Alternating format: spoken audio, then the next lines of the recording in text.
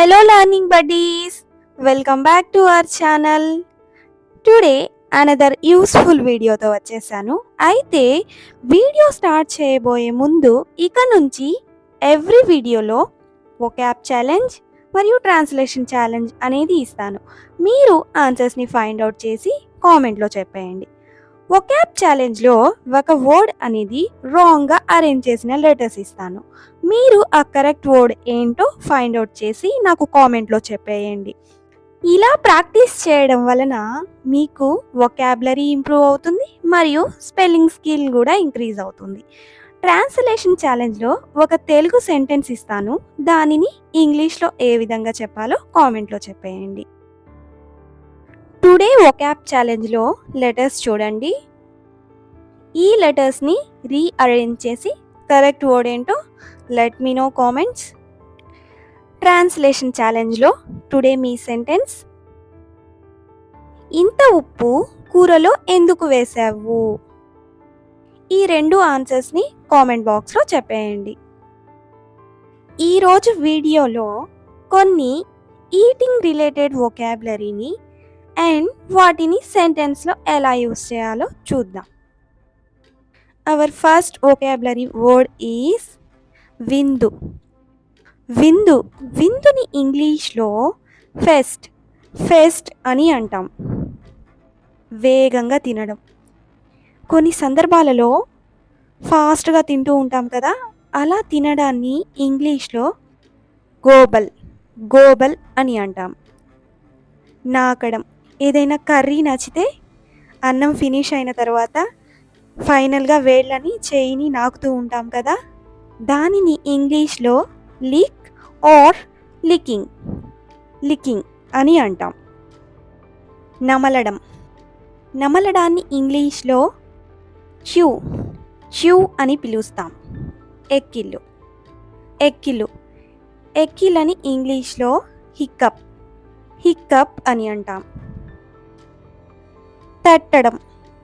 తట్టడం అంటే ఎవరైనా మనం తింటున్నప్పుడు పొరపోతే లేదా ఏదైనా మనం విజయాన్ని సాధించినప్పుడు వెనకాల తడుతూ ఉంటారు కదా, అలా తట్టడాన్ని ఇంగ్లీష్లో పాట్ అని అంటాం.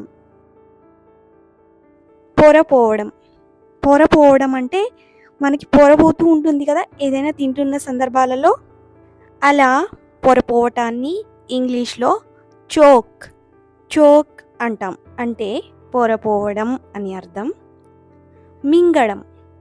మింగడాన్ని ఇంగ్లీష్లో స్వాలో అని అంటాం. రుచి లేకుండా ఆర్ ఏదైనా చప్పగా ఏదైనా ఈటింగ్ రిలేటెడ్కి సంబంధించి మనం రెగ్యులర్గా వాడుతూ ఉంటాం కదా, అలా చప్పగా ఉంది అని చెప్పడాన్ని ఇంగ్లీష్లో బ్లాండ్ అని పిలుస్తాం. అంటే రుచి లేకుండా ఉండటం అని. తిన్న వెంటనే మనం నిద్రపోతూ ఉంటాం కదా, అంటే ఆ తిన్న వెంటనే పడుకోవడాన్ని మనం ఆ భోజన నిద్రని ఏమంటామంటే ఇంగ్లీష్లో ఫుడ్ కోమా అని పిలుస్తాం. నోటిని కడగడం. తిన్న తర్వాత నీళ్లు పోసి పుక్కిలిస్తూ ఉంటాం కదా, ఇలా నోట్లో నీళ్లు వేసి పుక్కిలించడాన్ని rinse the mouth or rinse mouth అని పిలుస్తాం. అంటే నీళ్లు పోసి పుక్కిలించడం ఆర్ కడగటం అని. శబ్దంతో తాగడం అంటే ఏదైనా జ్యూస్ ఆర్ కాఫీ మనం తాగుతున్నప్పుడు శబ్దంతో తాగుతూ ఉంటాం కదా, అలా తాగడాన్ని ఇంగ్లీష్లో స్లర్ప్ అని అంటాం. అంటే శబ్దం చేస్తూ తాగడం అని. పుల్లగా ఆర్ పులుపుగా ఉండటాన్ని ఇంగ్లీష్లో సావర్ అని అంటాం. కలపడం. గరిటెతో కానీ ఆర్ స్పూన్తో కానీ ఏదైనా కర్రీని ఆర్ మజ్జిగని జ్యూస్ని మనం కలుపుతూ ఉంటాం కదా, అలా కలపడాన్ని ఇంగ్లీష్లో స్టర్ అని అంటాం.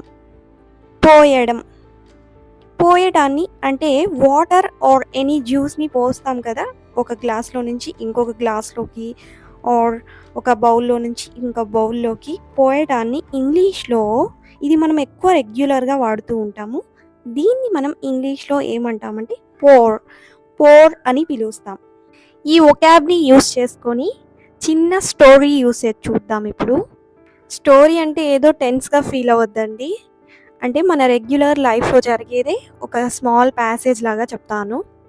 This afternoon my mother prepared A special feast for the whole family. I slowly chewed my biryani because it was still hot.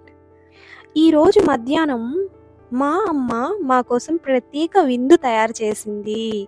నేను నా బిర్యానీని నెమ్మదిగా నమిలాను. ఎందుకంటే అది ఇంకా వేడిగా ఉంది. My sister was in a hurry and began to gobble her jalebi.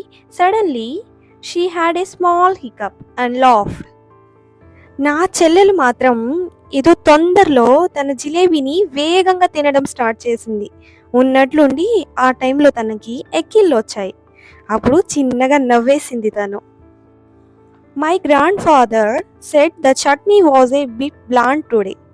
I drank lassi with a loud Slurrp after finishing my biryani.